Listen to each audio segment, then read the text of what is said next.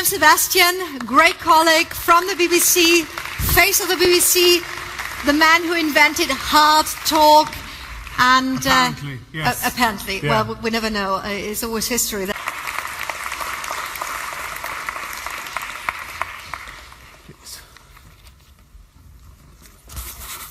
Sorry. Yeah. Sh.Jawhar is there. Okay.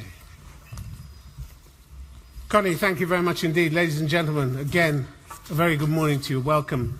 We're looking at the future of journalism and the role of international broadcasters. Nothing like discussing the big subjects before lunch.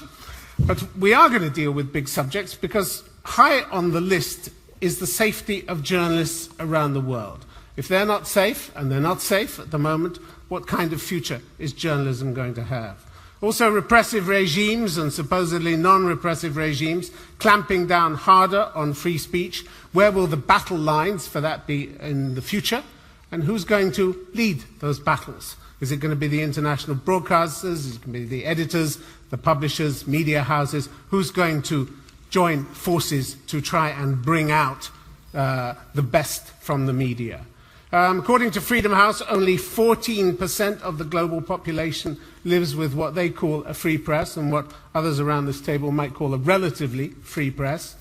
All that and journalism in the digital age. Is it going to be quicker and slicker? And what about quality? Something that Matthias Döpfner was talking about a moment ago. Just a few of the topics we're going to get to over the next 90 minutes. Matthias Döpfner is chairman and CEO of Axel Springer. You've heard from him. Jeff Jarvis, author, blogger, and professor of journalism at the City University of New York. Peter Limburg is Director General of Deutsche Welle. Salah Negem is Director of News at the Al Jazeera channel based in Qatar. And Sh.Jawhar Sircar is CEO of Prasar Bharati, which is India's public service broadcasting. Let me just tell you how this is going to go. We're going to talk amongst the panel. First of all, we're going to hear, before we just get started, 6 men sitting on a panel. Don't tell me. Really. Please, Peter Limburg. It can't be. No, it can't be. Next year we will replace you by a young lady. This is for sure. By all sorts of people. So, allurement is another way of silencing speech. Allurement by big corporates who started buying up the press all over the world is another allurement. So let's not reduce it to a binary of... A third of news channels in India owned by politicians or political That's affiliates. the point I was making. So the politicians of different shades, including the opposition owning these presses, is another point that I was getting to. Apart from corporate oligopolies and big businesses taking over surreptitiously and otherwise, now they're calling the shots. So the dissidence, incidentally, is big business. Let's not underrate that fact. Dissidence makes good business. So we have a very complex world that we're dealing with. We have... Tell me, this is the future of journalism. A free space of the internet that is being trolled. B, we have within the internet elements that aren't exactly votaries of, let's say, the good order. We had one particular message that sent 10,000 people from one city packed into like sardines in a train back home because they said that this community is in danger. I mean, you couldn't scream all over, but a rumor is a rumor. So we have both. But mercifully, the internet space is predominantly occupied by the proponents of open information. Okay, all right. I want to bring Jeff Jarvis in here. To what extent do you think journalists are equipped and supported to operate in this very complex environment, difficult environment, threatening environment sometimes in which they have to operate? The best journalists make mistakes. Then you take responsibility. Okay. Yeah, I think that's Sh.Jawhar Sircar. See, I'm the only guy here who's not a professional journalist. I look after about 7,000 of them and their fate, but it's a professional journalist. I look after about 7,000 of them and their fate, but it's hard enough. But taking a top view on the whole matter, we need journalists and their ethics to set the benchmark. It's a profession, after all. It has the element of picking up the nose for news, relate it, and convey. Package, convey. That would remain the three elements of picking up, validating, packaging, and conveying. These would remain. But would you consider Dr. Yusuf to be a journalist? Yes, no. My submission is that journalism is also something that is being crowdsourced over the net. Which you saw in your recent elections. I didn't mean to play any role, but it was thrust upon me.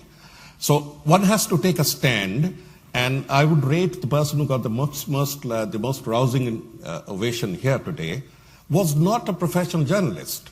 So I would submit that journalism is a profession, or make deviations slightly to the contrary. People who can sort of do the job, sorry to hurt you, even better, like Yusuf, would stand to beat that sense certain benchmarks.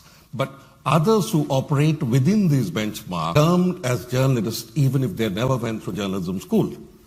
So we do need professionals in every profession.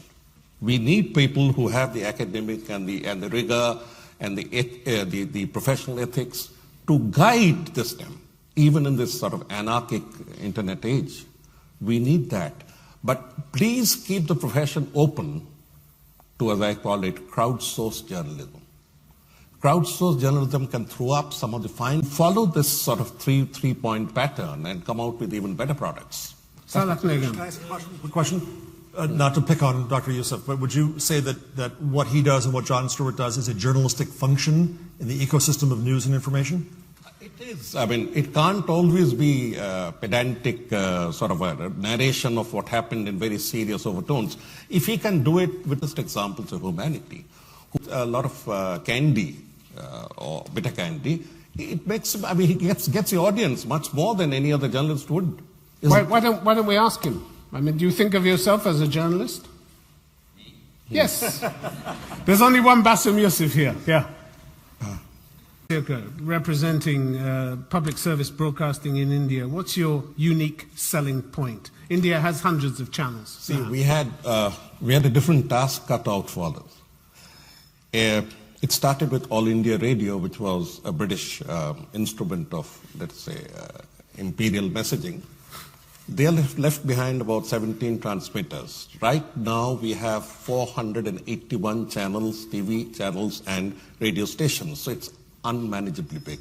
I'm sorry, it's rather big. So who needs you? Okay, we provide what we call the central part of the discourse. Still, people want to hear news, they open up All India Radio. On the TV front, we have got a bad licking because we weren't jazzy enough.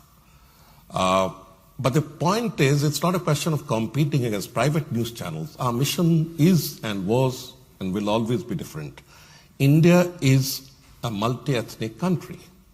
In 1947 till today, if you see, we are now 1.3 billion almost in size, 24 national languages, 600 dialects, and God knows how many communities. Holding them together in one commonwealth around an idea of practicing democracy was our task. Knitting them together in some sort of unison, not standardization. We do not believe in either standardization or homogenization. Otherwise, we got the way some of our large neighbors did. But what do you offer? What do you offer that others don't? What's different? We offer at every corner of India a voice of their own. I'll give a small example. By Indian standards, a state like Manipur is very small. It's just about 3 million. Every day, we have 30 languages broadcast there. 30 languages in what we call small state of 3 million. So you understand this federal cultural equilibrium, if I may use the term, the tectonic plate settlement is a massive task. So there, to that extent, we succeeded. On the TV front, we're getting a bad licking from Star, from CNN, from the whole big boys. I'm not sure whether we are wiped off because our ratings are okay, pretty okay. Are we a state broadcaster or are we according to the Act? The problem was one of identity, of autonomy, arm's length. Right now, we are arm's length. Okay, all right. Salah Negam, why do people watch Al Jazeera? I'll give you an example. Do they watch Al Jazeera these we days? reach 250 million households worldwide, and we are the highest viewed channel, international channel in Africa and Asia now, according to the last research I got. So what do people want from you? What are they looking for from I'll you? give you one example of something we have done. There was the presidential debate in Kenya, broadcasted live inside Kenya, I think 1.5 years. Can I step 1 minute briefly, only? please. You asked me to define what's the role in TV. I'll give you an example. Private media, TRP-led, have an obsession to go to the sensational. It's survival. So when a heinous offense like rape takes place, it's sensationalized. Our standing dictum is we do not show the rape victim, we do not sensationalize it, but we pick up news of retribution against those who rape.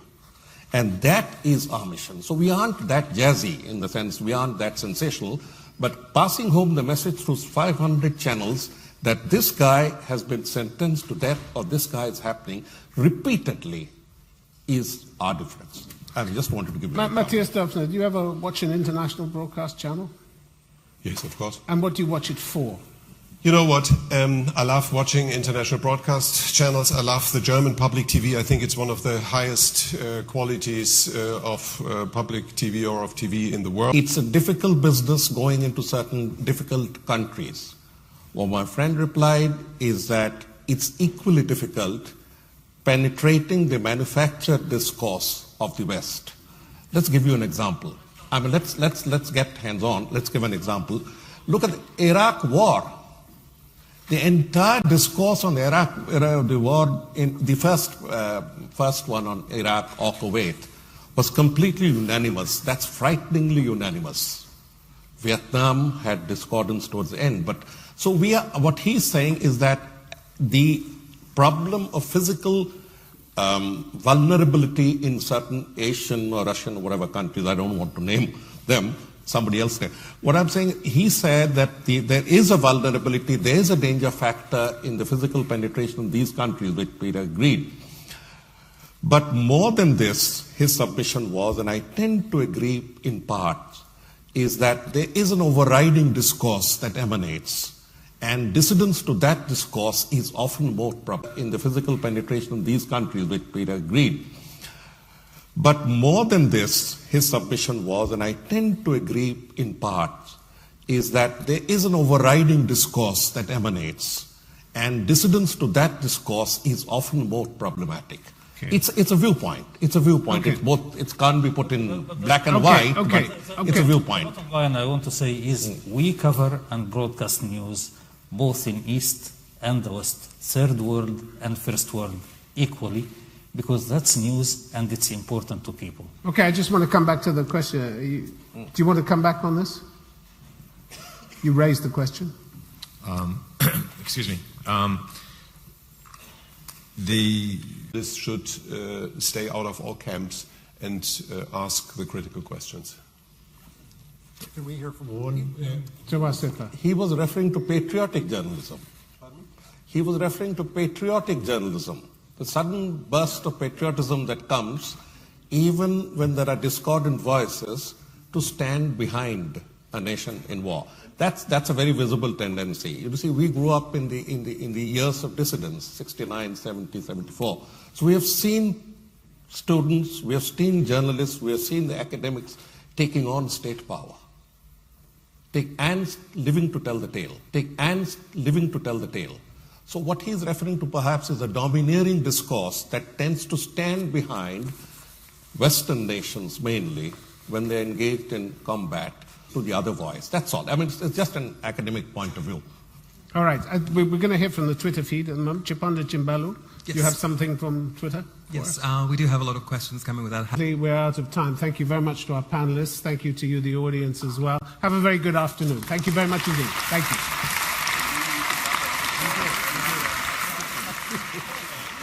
Thanks.